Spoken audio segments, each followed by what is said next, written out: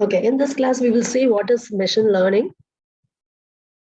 So, what is the tendency of the human learning? Always human have the learning capability. We always learn from our experiences. In the real world, we learn everything from our experiences or otherwise from the experience of our relatives, friends, and so on. For example, when you are a child, your mother might have told you that you should not touch the fire. And in that case, some people will listen to our parents and we will follow that. Some we will not listen. We will have a tendency, let me touch it and let me test what is going to happen. So after I touch the fire, I'll learn that, okay, it is hurting me. So from the next time onwards, I will not touch fire. So it is learning by experience only.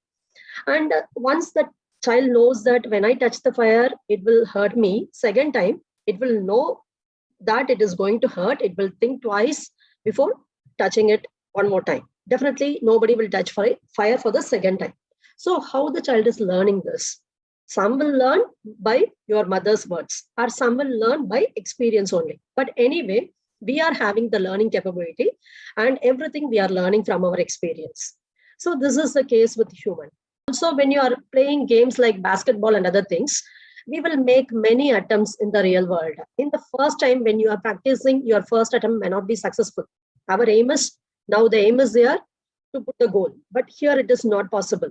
There is slight deviation from the target. So what I will learn is, I will learn that I have to give more pressure, or otherwise I will learn that I have to go in some other throwing angle and so on. So after every throw, we are learning something and we are improving ourselves. And our human brain is programmed in such a way that we can learn everything from our experience. We learn everything either by our own experience or otherwise from the experience of others. This is with respect to the human. Now, what about machine? Can the computers or machine work on their own experience? Generally, you know what is a computer. It is a device which is generally programmed, and according to the program, it will execute certain set of instructions. But that is not called as machine learning. Machine learning is nothing but, will the computers or machines work on their, based upon their experience? That is called as machine learning. Actually, the answer is yes. Even though computers are general machines which can do instructions as per the program, we can give artificial intelligence to the machines so that they will learn something from their past experiences and then they can execute according to that experience. So that is called as machine learning. Now let us see the formal definition of machine learning. So the famous definition of machine learning is given by Mr. Samwell, and he is a pioneer in artificial intelligence. And he coined the term of machine learning in the year 1957. And he gave the definition of machine learning as, it is a field of study that gives computers the ability to learn without being explicitly programmed. This is a very important thing. We generally do program, according to the program only, we will get some output. But here we are not going to explicitly program the machine. So without explicitly program, can we give ability for the machine to learn? That is called as machine learning. And in 1997, another person called Tom Mitchell, he gave another definition that is called as well-posed mathematical and relational definition. And what he said in that is, a computer program is said to learn from experience E with respect to some task T. Here, if you design a machine learning for certain task, you cannot do the same, or you cannot use the same program for another task. It is not at all possible. So everything is related to a specific task. You can use that machine learning algorithm only for that particular task. It cannot be used for other tasks. So it is task oriented. A computer program is said to learn from experience E because it is machine learning. It has to learn, and with respect to certain task T only.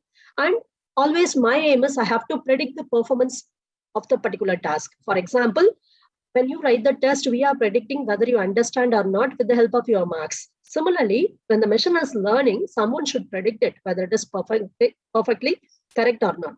If it is not performing correctly, for example, if my aim is I want to learn whether I have cancer or not, if the machine says it wrongly, then everything is collapsed. So you need some performance measure. And we are going to measure the output of the learning algorithm with the help of that performance measure only. And when we can say that the machine has learned, that is the next statement. If its performance on the task T, as measured by the performance matrix P, improves with experience. For example, first time I may give the wrong answer. It's okay. But as I get experience, I have to give the correct answer. Similarly, the machine also, initially, when you train any machine learning algorithm, initially the answer will be it may not be so accurate. But when you increase the number of iterations, or otherwise when you go on training the machine, it will improve the performance. So that is a definition. Now let us move on to some examples for machine learning. For example, let me write an email program. Initially, when we started emails, in those days, always we will get a lot of spams in our email. Many email will be spam only. Spam is nothing but it is an unwanted email. For example, you might have received email before 10 years. Most of the mails will be you got a lottery or you won 1 crore rupees. You pay 1,000 rupees in our account, immediately money will be credited to your account. Likewise, lot of messages will come to Gmail account. But nowadays, if you are using Gmail continuously, you will know that Gmail is improving a lot. Nowadays, we are not getting spam related messages in our normal mail. All are going to spam only. Okay, so the email program also learns which emails can be marked as spam and which are marked as not spam. And here, based upon this learning, it can filter the message into either spam message or otherwise not spam message. So here, why I have given this definition is now we are going to see what is a task and what is the experience and what is the performance. We are going to see the second definition. So this is my statement. I want to mark the email as either spam or not spam. So here, what is my task? Classifying the emails as spam or not spam. This is the task. And what is the experience here? The program is going to learn from which the emails can be labeled by the users as spam or not spam. So here it is going to learn only from the mails. Okay, who is going to label the messages? First time when you are receiving the mail, it may be a spam mail, but you might have received in the normal mail. So what you will do, you will mark it as spam. When you do that, with the help of your experience, the machine is learning. When you mark something as spam, the machine is learning from that. So Google has written algorithms for that. So nowadays, the Gmails are working very perfectly. And here, what is our performances? The fraction of emails correctly classified as spam or not spam. From that only, we are going to measure the performance. For example, if I receive 10 mails, in that 5 are spam and 5 are not spam, if they are correctly classified in the corresponding folders, then I will say that it is perfectly working. So that is a performance metrics. So for everything, you have to have a task, and correspondingly, there will be an experience from which your machine is going to predict everything. And you are going to measure the experience with the help of some performance metrics. So now let us see how your machine learning algorithm is different from traditional programming. So generally, so far you have done only traditional programming. If I give you a task like write a program to predict compound interest or write a program to convert Celsius to Fahrenheit. So everything is called as traditional programming. And our machine learning is not same as that of the traditional programming. It is entirely different from that. So how ML differ from traditional programming? Let us see that with the help of this slide. So in case of a traditional programming, you will have your input and you will write the program. And both these will be given to the computer. And computer accepts the data along with the program and it predicts the output. So this is our traditional programming. Whereas if you take our machine learning approach, the computer is going to accept the data, that is nothing but input data, as well as the result. Result is nothing but what output you want from the system. So you're going to give data as well as output as input to your computer. It will accept it and it is going to produce the program. Here, in case of traditional programming, program is given as input. Whereas in case of machine learning approach, the program is the thing the machine has to predict. Here, actually, it is not a complete C program. Instead, it will try to predict some model. You might have studied various mathematical models. So the computer is going to learn the model. With the help of the model only, it is going to find the relation between your data and the result, so that when you give a new data, the computer will say that this will be the result. So this is the difference between normal traditional programming and then machine learning approach. So in case of traditional programming, it accepts input data and a well-written and tested program, and it generates the output. Whereas in case of machine learning, it accepts input data along with the output, whereas it is going to produce the program or otherwise model as the output. So this is the difference. Now let us see the applications of machine learning. When you proceed, you will try to know that in everyday life, we are using machine learning after I finish the applications. So one of the very important application of machine learning is product recommendation. So almost nowadays, everybody is using Amazon, Flipkart, and other things. That too, during the lockdown, we never go out. We are purchasing many of the products through the e-commerce websites only. So in that, when you go to the e-commerce website, they generally track the user behavior based upon the previous purchase, and then searching pattern, like whatever product I'm going to search, based upon that also they will track the user behavior and also the cart history. And based upon these things, they will recommend some products to the user. And also when you go to Netflix uses machine learning to recommend the movies and then series to the users, either based upon your previous experience or the movies, whatever you have watched. From that, they will understand, okay, that is the interest of this particular user. Let me recommend this movie to the user. Or otherwise, if you have a common interest with your friend, if your friend has watched some 5 movies, and if those movies are not watched by you, Netflix will recommend those movies to you because your interest is common with your friend. So it recommends that so that you will also watch the movies. So in these product recommendation, only machine learning algorithms are used. And nowadays, when you search for some product, think that I am searching for some product. And after that, I close all the links. Then I went for some work. And again, half an hour later, I am going and opening the browser.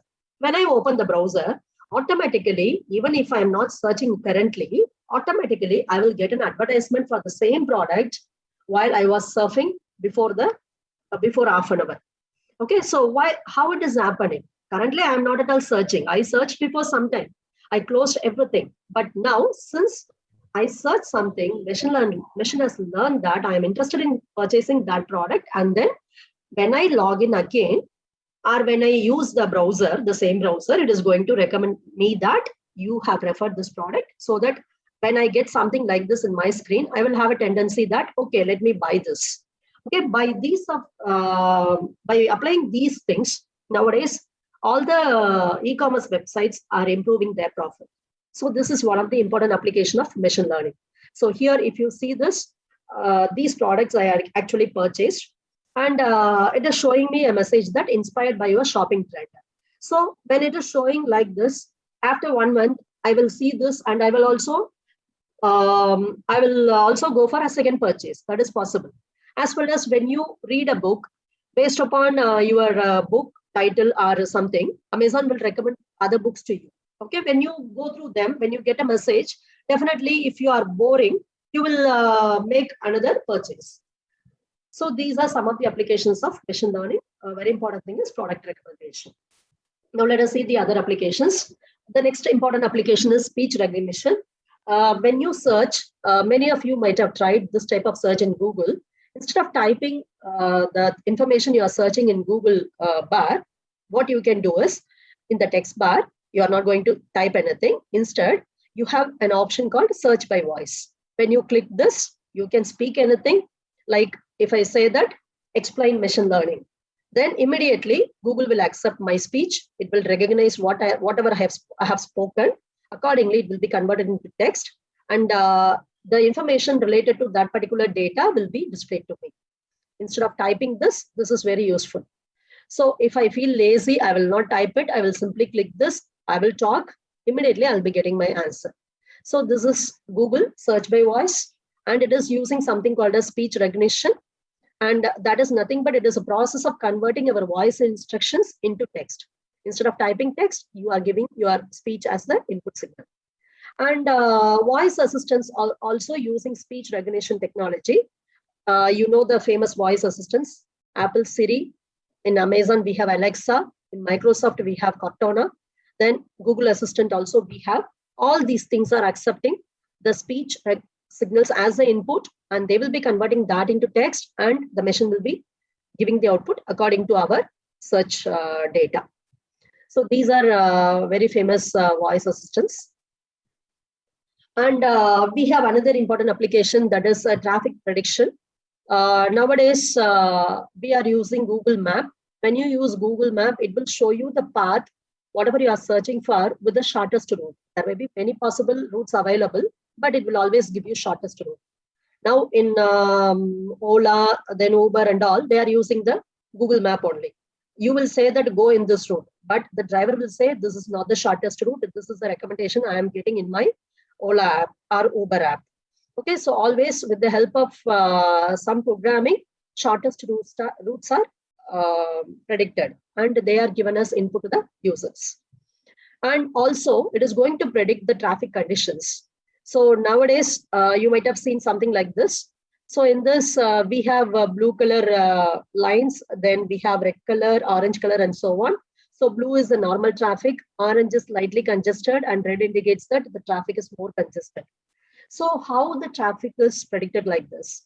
So in this, the traffic is predicted based upon two things. One is it will be getting the real-time location of all the vehicles, because we have sensors in our mobile. With the help of those sensors, the real-time location of all the vehicles will be obtained. As well as today, I am traveling in a particular place. For example, I am traveling in Maradalli today. It may take the data of last 1 year. Not only today, because it has to say that here the traffic will be more. That cannot be predicted with 1 day data. It will take data of so many days, and it will take the average of those experiences. So from the average time taken on past days at the same time, this is very important. If I am traveling at 5 p.m., the traffic in Bangalore may not be same as the traffic at 12 p.m. It changes from time to time. So it will be taking the history of data at the same time over last few days. Then from that, it will be giving you the predictions. And knowingly or unknowingly, all of us are contributing our data. So with that data only, machine is learning. If we assume that you are not switching on the location, so definitely machine will not learn anything. Whatever data we are using by turning on the location service with GPS, that data will be sent to the Google server. They will be storing all the data. The algorithm will predict, analyze everything, so that next time when you are using, it is going to predict you, and it will tell you that here the traffic is congested. So this is a famous application. And then in traveling, all are nowadays using Uber, Ola, etc. And whenever you book and drive, immediately you will be getting the price of your ride. So how it is possible? On what basis they are predicting the price? So they are predicting the price based upon the traffic and other things only. So the price at 5 p.m. may not be same as the price at 12 p.m. It will vary. Even though distance is same and the source and the destination places are same, the price changes. So that is predicted by means of machine learning algorithm only.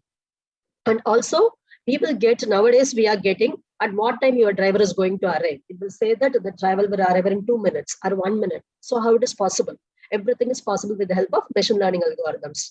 It will predict the current location of you as well as the current location of the driver. And from the past experiences, it will take how much time will be taken by the driver to go from this place to the destination place. Immediately, it is going to tell you that the driver will arrive in 2 minutes or 5 minutes. And the next application is sentiment analysis. It is also called as opinion mining. This is, many of you might have used this sentiment analysis when you go for Amazon purchase. So here you might have done something like that. When you want to purchase something, you will see what is the review of the product. Immediately, we will not place the order. We will see what are the reviews given by others, because we are not seeing the product directly. So we give more importance to the review by others. So if the user says that the product is very good, definitely we will place an order.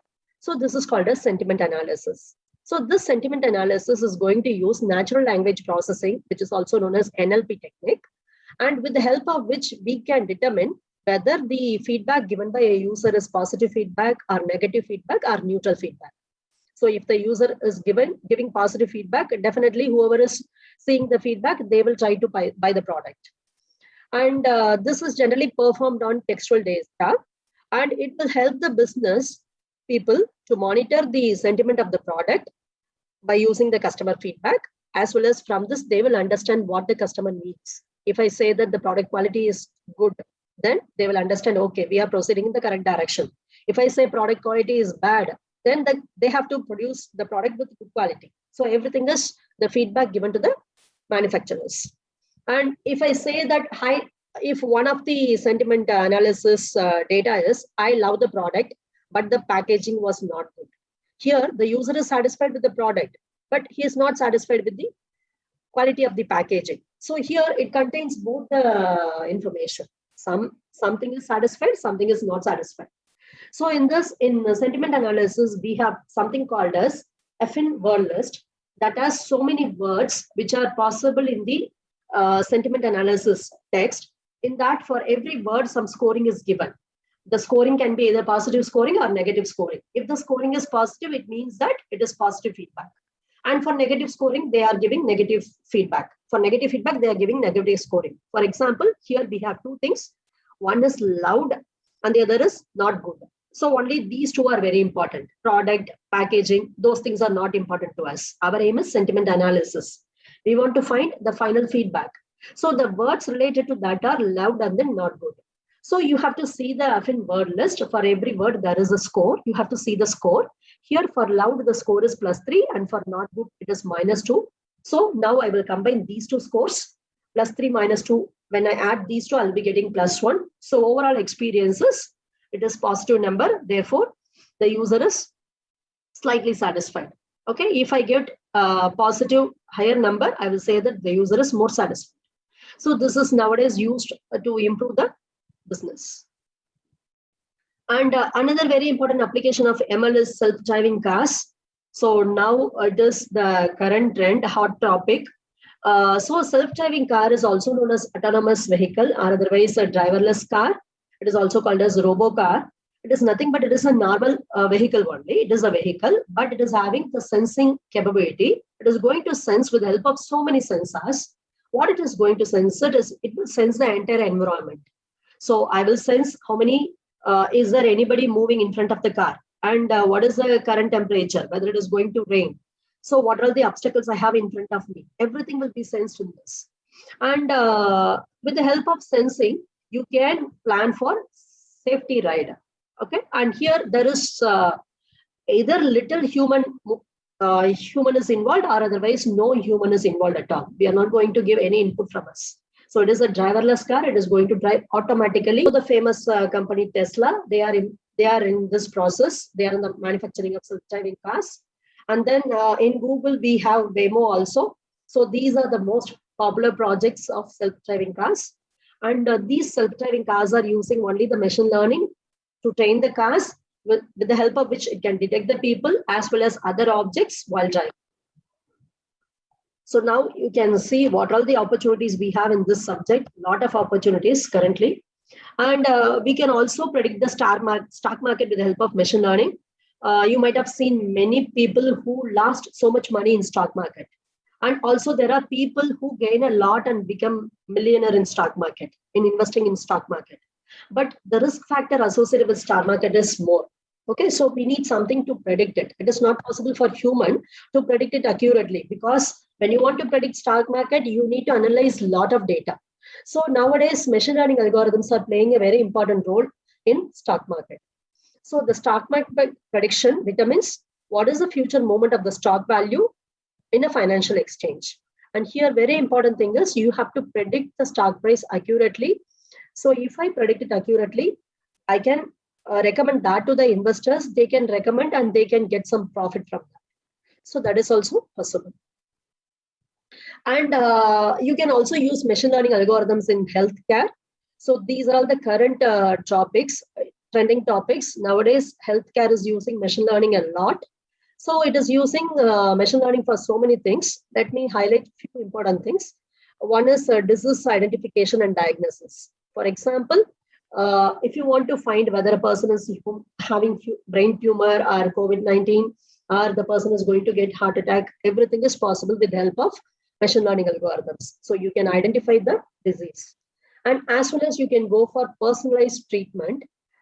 Personalized treatment is nothing but with the help of machine learning algorithms, you can collect accurate information about every person, and you can analyze the person's data with the help of other persons. You can find the similarities, and based upon that experience, you can recommend something to this particular person. So, or whatever is the treatment you are going to train, that will be entirely based upon a particular person's data, the history of data, but you will be comparing that with similar histories.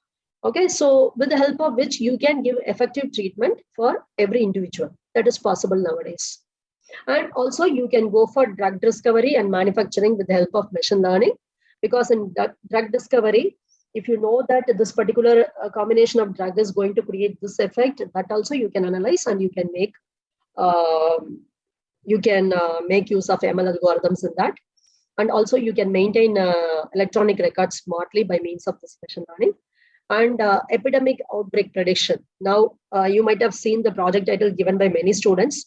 When we see the project title of 6th semester, many have given COVID prediction. Okay, so that is also possible with the help of machine learning. All the epidemics we can predict with the help of machine learning algorithm. For example, when I analyze a past trend, I can say what will be the COVID situation in the next 1 month or next 2 months, what will be the situation. But if you have lot amount of data, then only your prediction will be accurate.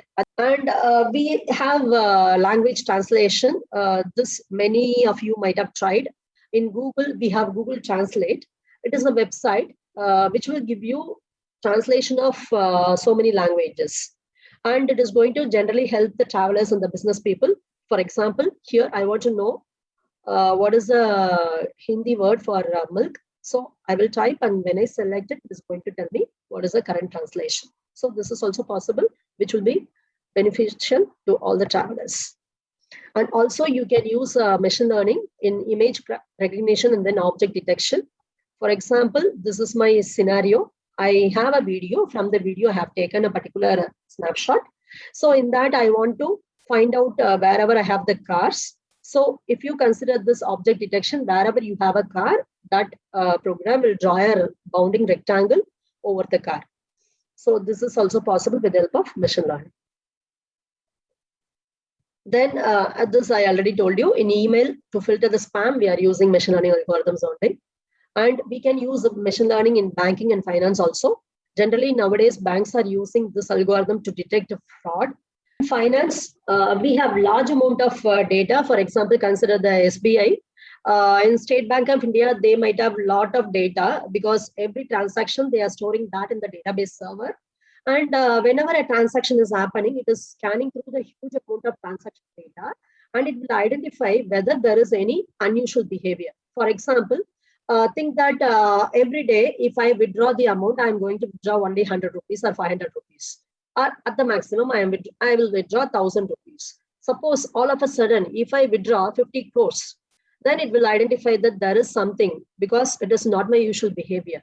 Then it will identify that there is something which is unusual thing is happening. Then that message will be given to the bank, and accordingly, bank can make some actions.